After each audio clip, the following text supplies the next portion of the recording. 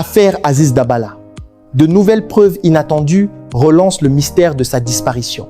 La tragédie qui a frappé Pikine Technopole le 19 août 2024, lorsque les corps sans vie d'Abdoul Aziz Ba, plus connu sous le nom d'Aziz Dabala, et de son ami Boubacar Gano, surnommé Wali, ont été découverts dans l'appartement du premier, a marqué profondément l'opinion publique sénégalaise. Ce double meurtre a immédiatement déclenché une enquête intensive menée par la division des investigations criminelles, DIC, et mise en lumière des réseaux complexes de relations personnelles et professionnelles, ainsi qu'un climat de suspicion et de tension dans le milieu artistique local. Dès les premières constatations, l'appartement montrait des signes évidents de lutte. Du sang sur les murs et le sol, des objets déplacés de manière désordonnée et des indices matériels laissant penser à une scène de crime préméditée plutôt qu'à un acte impulsif.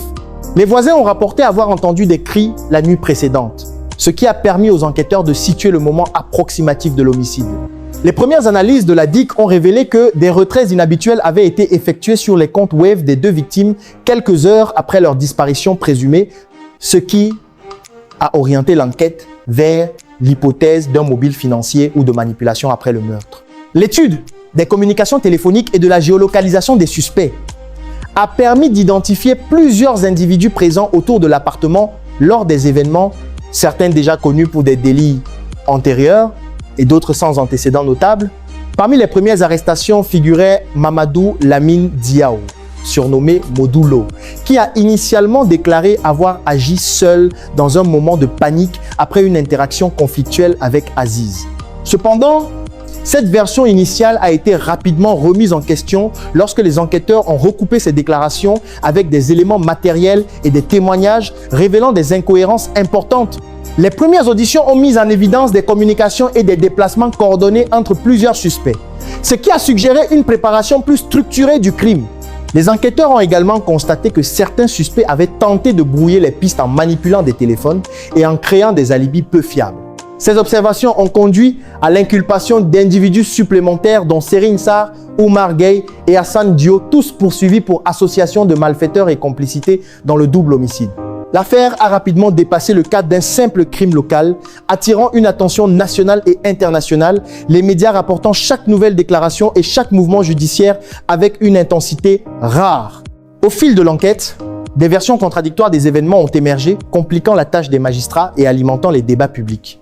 Les familles des victimes ont exprimé leur désir de voir la vérité établie et la justice rendue, insistant sur la nécessité d'une enquête approfondie et transparente. La médiatisation intense a également donné lieu à des rumeurs infondées, certaines visant des personnalités publiques non impliquées, ce qui a obligé les avocats de ces personnes à réagir pour protéger leur réputation et contester les fausses allégations. À la fin de l'année 2025, un tournant majeur est survenu lorsque Mamadou Lamine Diao a changé de version lors d'une audition devant le juge d'instruction. Il a déclaré avoir agi non pas de manière impulsive, mais sur instruction d'autres personnes, désignant la danseuse Marem Ley, alias Nabou Ley, et le chanteur Tarba Mbaye comme les commanditaires présumés du meurtre. Cette déclaration a relancé l'enquête et entraîné de nouvelles mesures judiciaires. Tarba Mbaye a été arrêté à l'aéroport international de Dakar alors qu'il s'apprêtait à voyager. Mais il a été libéré sous convocation après audition, les preuves le liant directement aux faits étant jugées insuffisantes à ce stade. Nabou Ley, quant à elle, a été replacée en détention provisoire après que sa liberté conditionnelle avait été précédemment accordée.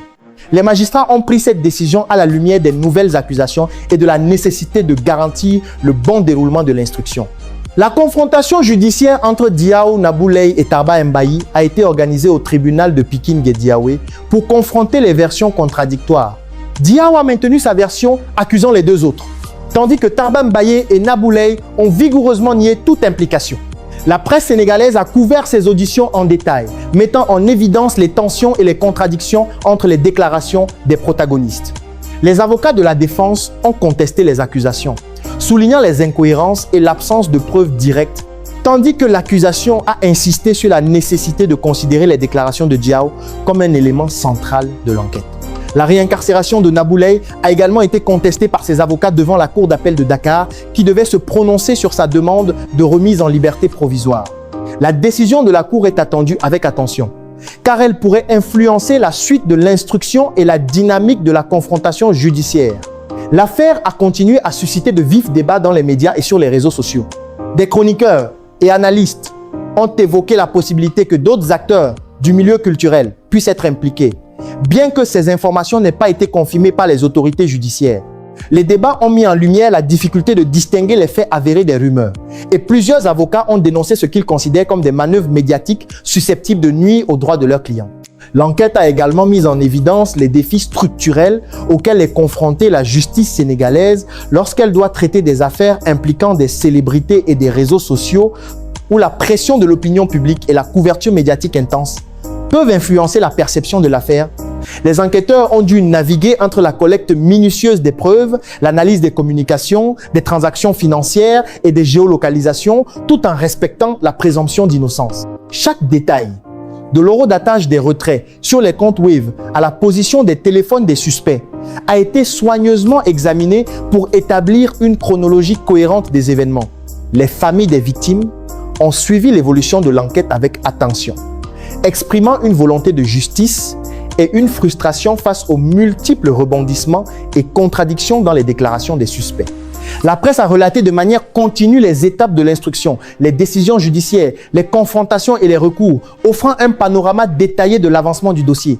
Les experts en criminologie ont également commenté les implications des accusations de commandite et de planification, soulignant que si elles étaient corroborées par des preuves solides, le dossier pourrait être requalifié en crime organisé, ce qui impliquerait des sanctions plus sévères et un traitement judiciaire plus rigoureux.